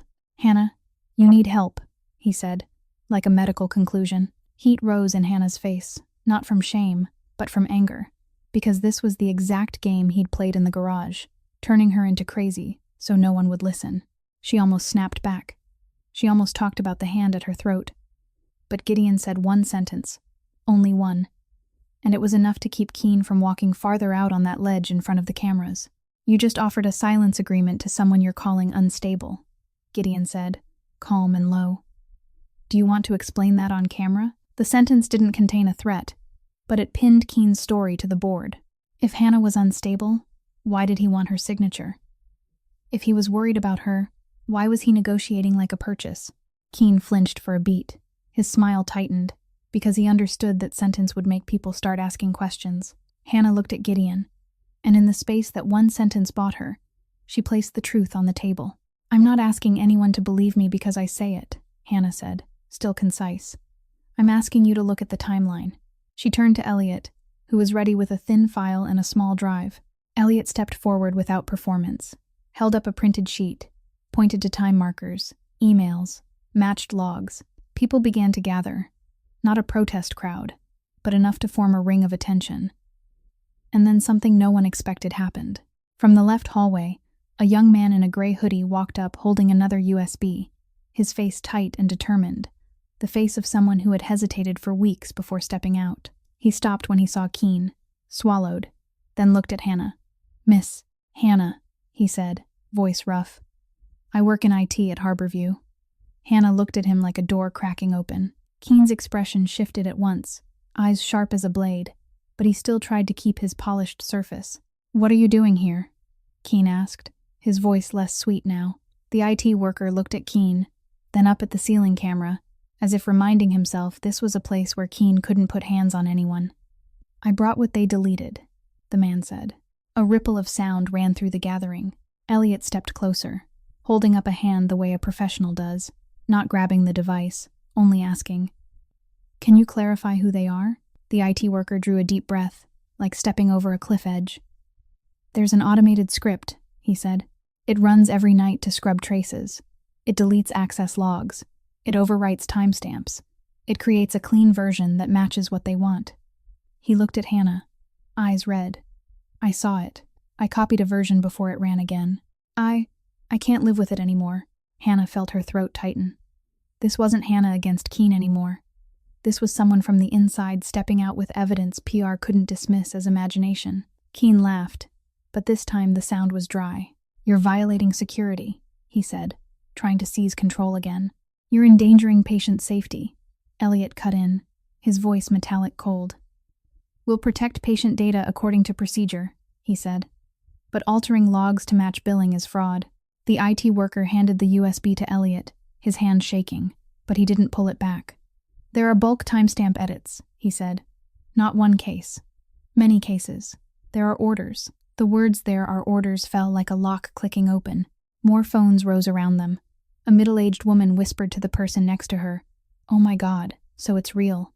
Someone else filmed Keen, and for the first time his smile wasn't a shield. It was evidence of a man caught in the act.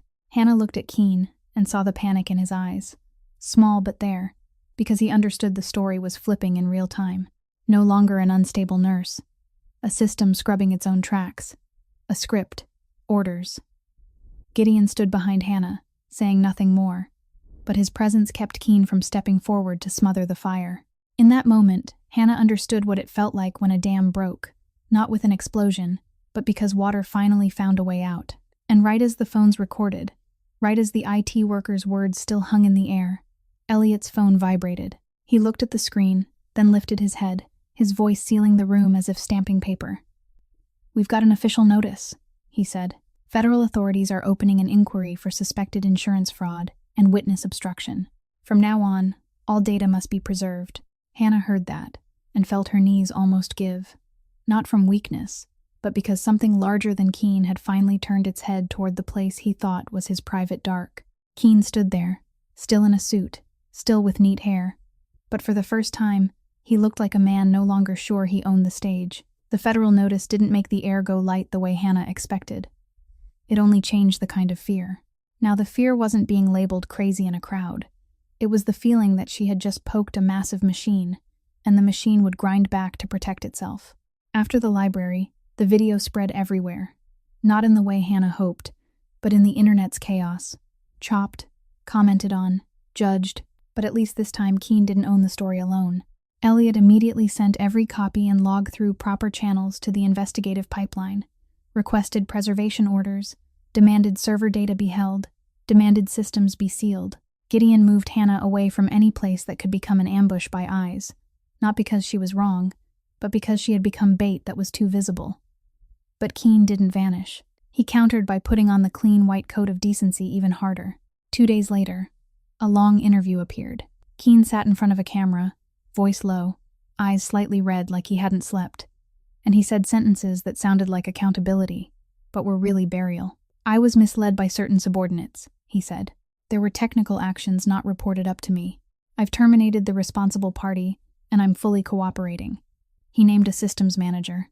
He spoke about an IT group as if they had written the script on their own, as if Keen were only a victim. Hannah listened and felt her insides twist. The IT worker had stepped out because of conscience, and now he could be made the sacrifice in Keen's place. And Hannah, in Keen's new story, became someone who had overreacted to a localized misconduct. The moment he finished building that blame stage, he delivered the second move, buying silence. Elliot received a thick letter, not sent to Hannah's location, but sent to his office, a way of saying they knew law and wanted to speak in law. Inside was a settlement offer, a number written out in long, clean words, with a confidentiality clause. with demands that Hannah return every copy and sign that no other data existed. And because Keene understood money alone wouldn't kill conscience, he sent Margot Sloan to play savior. Margot called Elliot in a smooth voice, the voice of someone who had managed hundreds of crises and still kept perfect nails. "Hannah's been through enough," she said. "She deserves to rest. Just take the money and be done. She can start over somewhere else without getting dragged online anymore." Hannah listened on speaker and heard "just take the money and be done," and felt her blood run cold. They were calling the truth an amount that could be converted. They were calling the names on Whitaker's death list a public relations problem. Hannah wanted to scream, but then a different image rose up. Not the garage, not the cameras, but a small kitchen table from childhood. Her father sat there with a mug of cold coffee, speaking in the same ordinary voice he used to teach her how to tie her shoes, telling her that sometimes saving someone wasn't running into the fire. Sometimes it was simply refusing to turn away when someone cried for help. She remembered him teaching her a silent signal, not so she could be a hero, but so she could survive, and so other people might have the chance to see her. And she remembered his last words when she entered nursing school, that you do good work not because you'll be praised, but because if no one does it, patients will have no one. Hannah looked at the settlement letter like a soft pillow pressed over her face. Take the money, stay silent, live quietly. And if she didn't, she would keep getting ground down, and the people who helped her would be dragged with her. That was the real price. Not the money, but the people around her. Hannah looked at Gideon, standing in the room with his arms folded, eyes dark, because they both understood something. The longer he stood beside her, the more her enemies could see a lever. Not because Hannah was weak, but because anyone Gideon protected became leverage. Hannah saw it in the way Gideon's phone kept vibrating.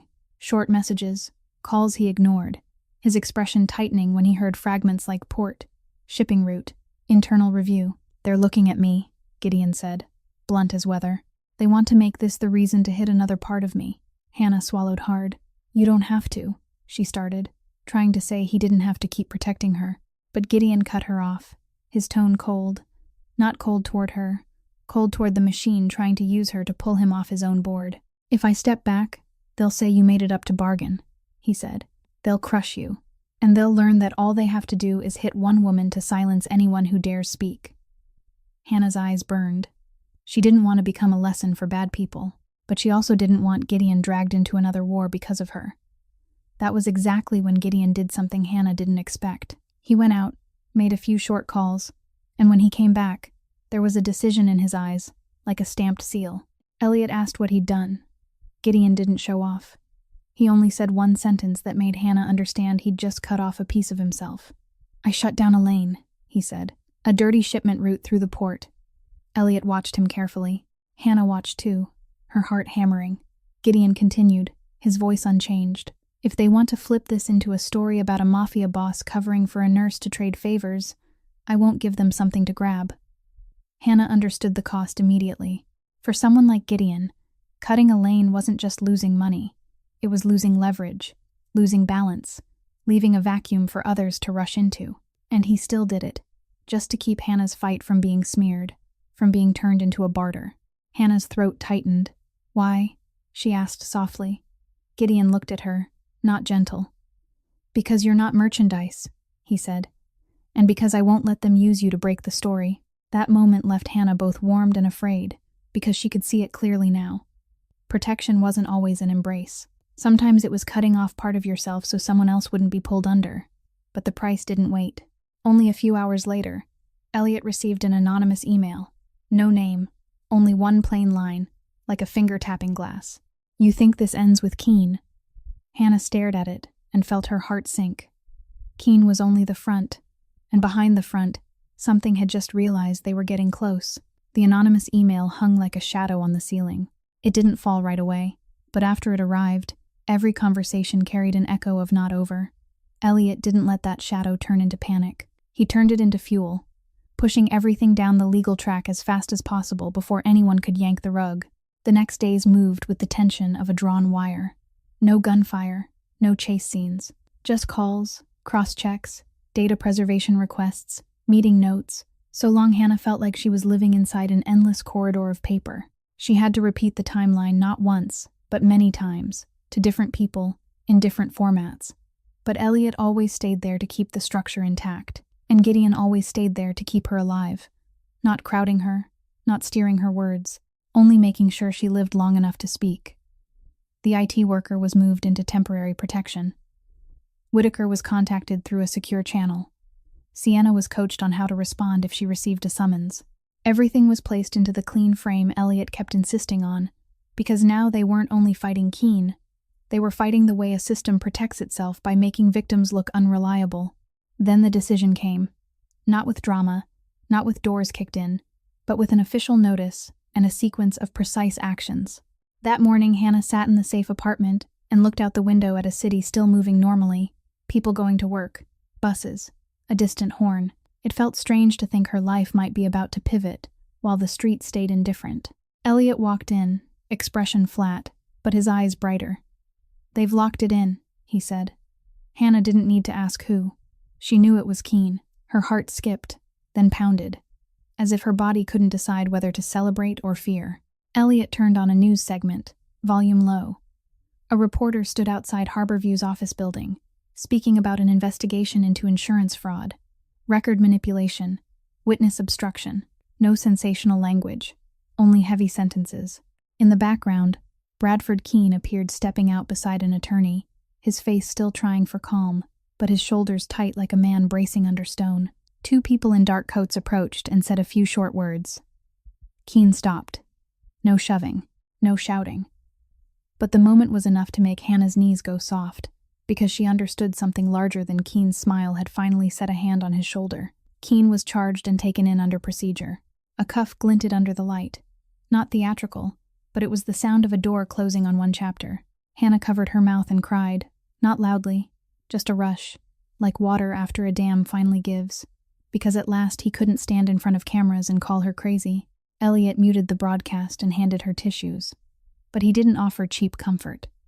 He looked at her like someone who had survived a storm and said the thing that mattered. "This is the start of the real part," he said. Hannah understood. Keene being arrested didn't mean the machine stopped. The machine would try to cut off one gear and keep turning. And sure enough, Margot Sloan was named in an investigative notice for witness obstruction, for the license threats, for links to the law firm that had called Sienna. She wasn't cuffed on camera, but word of her being investigated spread like a crack down the hospital's polished wall. Hannah felt a flicker of justice, and she also felt the danger in the empty space, because the people behind Keene would need a new way to stay clean.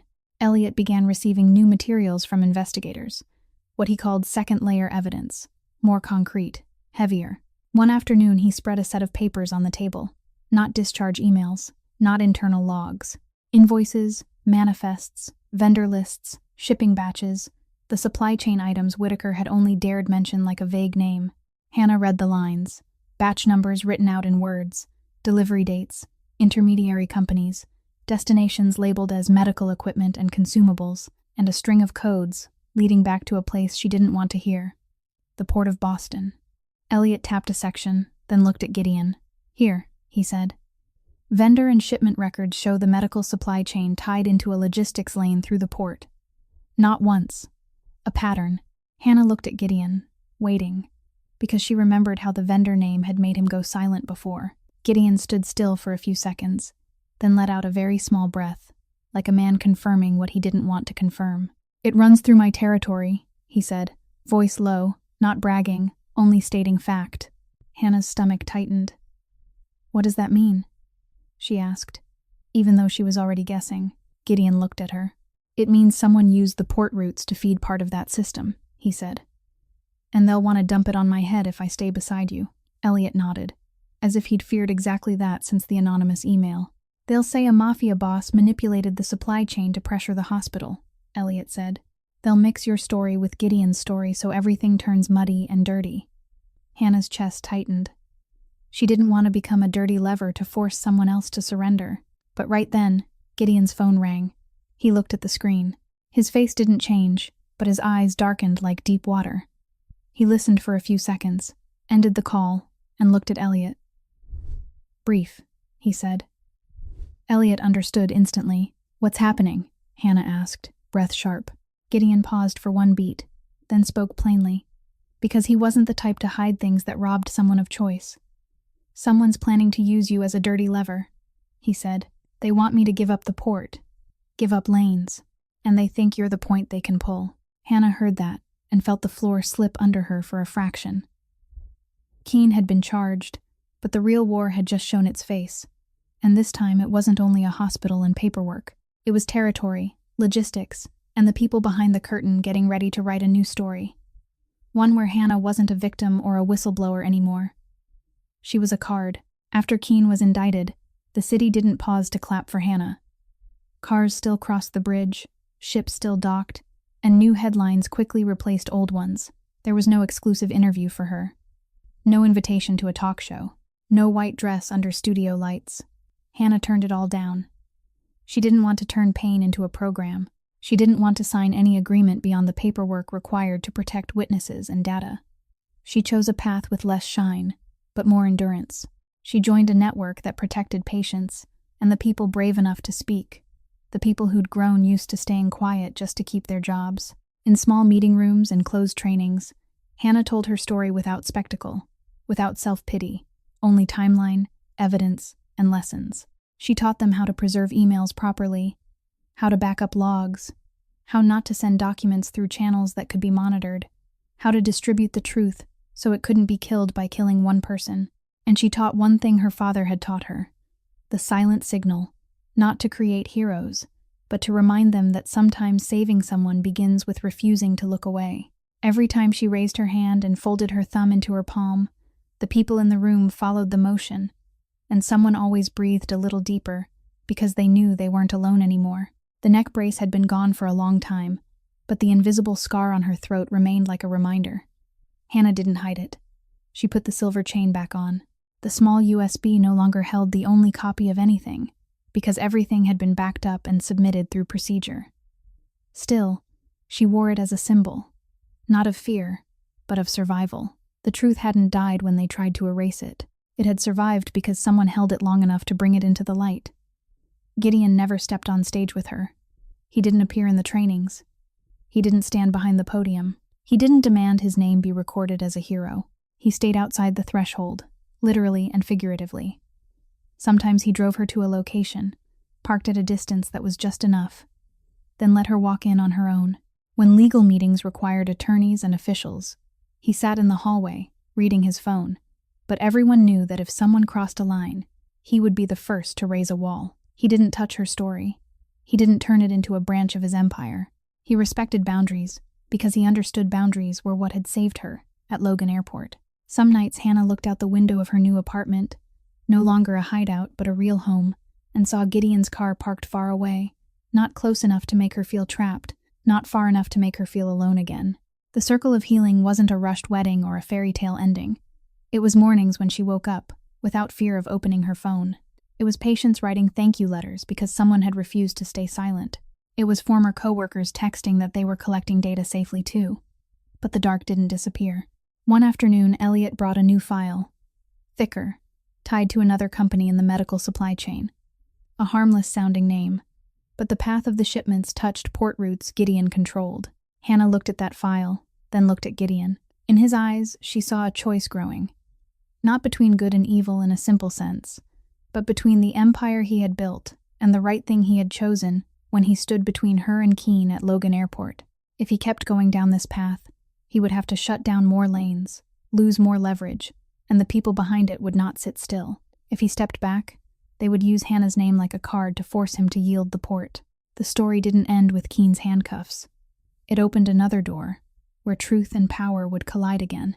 But this time Hannah was no longer the woman pressed against a cold wall, waiting for someone to notice her signal. She knew how to hold evidence. She knew how to speak at the right moment, and she knew she wasn't alone. Life wasn't a fairy tale. Justice didn't arrive with fireworks. It arrived when ordinary people chose not to stay silent, when silence was the easiest path. This story isn't here to praise a hero. It's here to remind you that courage can be as small as standing upright for one more minute when everything in the world wants you to bow your head. If you feel this story touched your heart, please subscribe to our channel so you won't miss the next meaningful stories. Please like and share this video so more people can hear, and remember that truth always needs defenders. How do you feel about Hannah and Gideon's journey? And in your own life, Have you ever had to choose between silence and speaking up? Leave a comment and share your deepest thoughts and feelings, because every true story begins with a voice. Hello, and see you in the next video. Wishing everyone watching good health, joyful days, and peace each day. Goodbye and see you again.